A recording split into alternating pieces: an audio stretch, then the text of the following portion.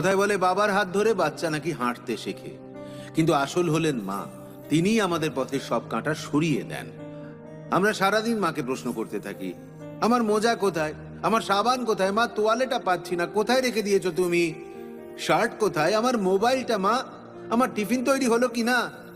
আমরা যতই রাগ করি, তার সাথে আমরা যেমন ভাবেই কথা বলি বা ব্যবহার করি, বদলে কিন্তু আমরা শুধু ভালোবাসাই পাই।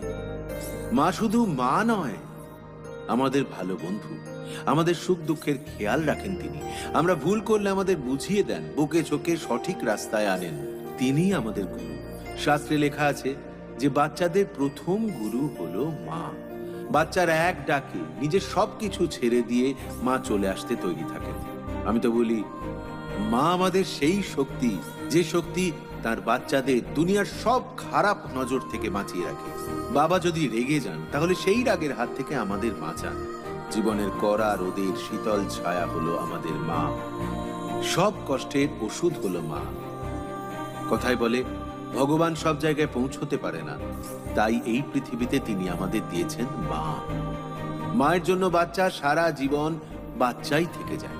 তাতে সে বাচ্চা পরে পিতা হয়ে গেলেও, বয়সের যে কোনো বাঁকেই হোক না কেন, তিনি যদি বৃদ্ধাও হয়ে যান, তবুও বাচ্চার জন্য তার মমতা একই রকম থাকে।